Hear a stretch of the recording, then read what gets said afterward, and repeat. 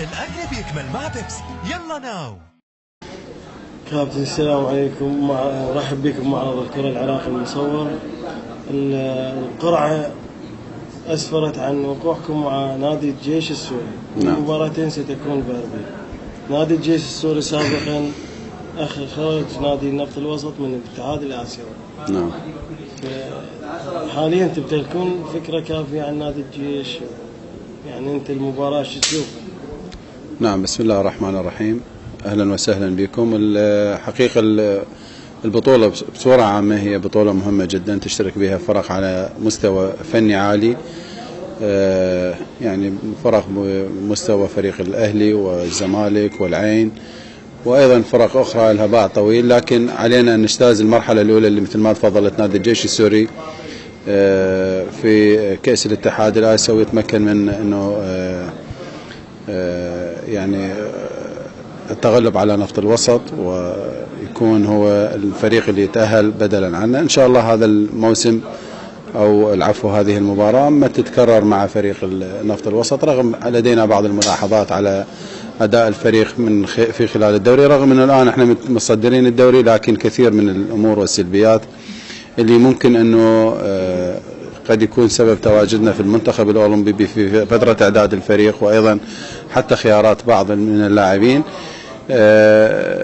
يعني ممكن يكون اكو تحسين للفريق سواء على من حيث النتائج وايضا من حيث الاداء الفردي، وكذلك استقطاب بعض اللاعبين في فترة التنقلات. هذا حق مشروع لكل الأندية، وبقاء اللاعبين أكيد هو عندما ينطي مردود فني عالي سيكون بقاء معنا، والعكس تماما. يعني هاي معناتها أنه أنتم مقبلين على انتقالات، يعني راح تجرون عدد من يعني الحديث هو سابق لأوانه، لكن هو كشيء منطقي احنا نبحث عن الأفضل دائما. يعني المشاركة في هذه البطولة هي يعني تحتاج إلى أدوات مهمة جدا، ويجب أن نظهر بشكل جيد. عندما نتمكن إن شاء الله من الانتقال للدور الثاني أكيد سيكون هناك، الآن قلت لك الحديث سابق لأوانه. تركيزنا في الفترة الحالية هو تركيزنا على مباريات الدوري. لدينا مباريات مهمة، نحاول أنه يعني نستغل فترة التوقف واحنا مصدرين إن شاء الله الدوري.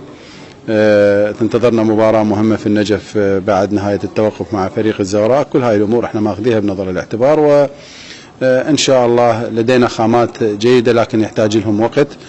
أتوقع عندنا لاعبين راح يكونون في نهاية المرحلة الأولى تكون عيون المنتخبات الوطنية عليها. أنا متأكد يعني بعض اللاعبين وخصوصا لاعبين قد يكونون يعني أسماءهم ما مطروقة، لكن أنا متأكد لو كان هناك نقل تلفزيوني في هذه الفترة ستكون لهم حظوظ في بعض المنتخبات.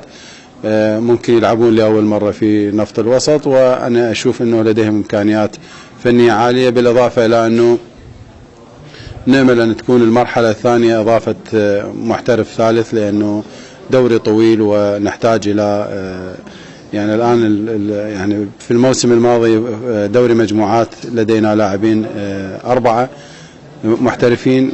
هذا الموسم هو دوري عام، نشوف تخلص العدد إلى 2. ما هذا قرار احنا نحترمه، لكن أعتقد أنه من 4 إلى 2 شيء كثير، أو ممكن يكونوا لاعبين 2 داخل الملعب.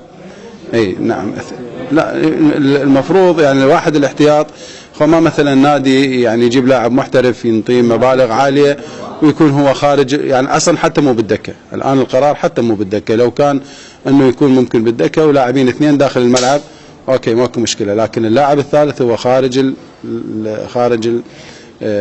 يعني خارج الفريق نهائيا. فلذلك ممكن أنه يعني أنا نأمل أن يكون أكو تعديل بهذا القرار، لأنه نحتاج خصوصا الفرق التي لديها مشاركات خارجية، يعني الزوراء والجوية لديهم مشاركات خارجية، ممكن أن يكون بعض النواقص اللي يعاني منها هذين الفريقين، بالإضافة إلى نفط الوسط ممكن أنه يكون أكو إضافة فنية للفريق. زين كابتن، الدوري طموحات نادي نفط الوسط بكل صراحة، اللقب أو المنافسة؟ يعني الموسمين اللي شارك فيهن نفط الوسط في الدوري هي مشاركات إيجابية. يعني الموسم الأول هو حصل على لقب الدوري، والموسم الثاني حصل على الوصيف.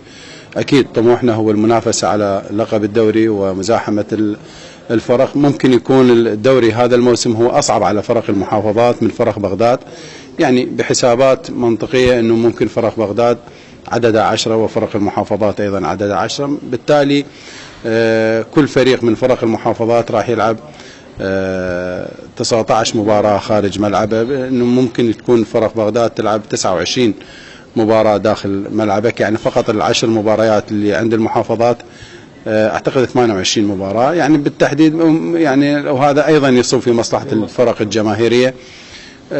لكن هذا الدوري العام هو عليك انه وهذا هو يعني طموحنا أن يكون دوري عام، لأنه المسابقة ممكن تكون أفضل. هذا الموسم الوضع يكون أصعب على فريق نفط الوسط، لكن بس لا زال الطموح كبير. إنه والآن الكلام اللي دا أحكي لك إياه إنه ممكن إنه بين المرحلتين يكون أكو تعديل بالفريق، وإحنا ما نسعى دائما للتغيير، نبحث عن الاستقرار، لكن البقاء للأفضل. اللاعب اللي عنده ناتج وعنده مردود فني عالي راح يكون مستمر معنا، والعكس تماما. خدمتك الله. الآن هو الوقت الأمثل للاستثمار العقاري في كندا. أقوى الأسواق العالمية للعقارات. للمزيد من المعلومات اتصل بالخبير العقاري علاء يوسف، صاحب أعلى مبيعات لشركة ريماكس ل4 سنوات متتالية.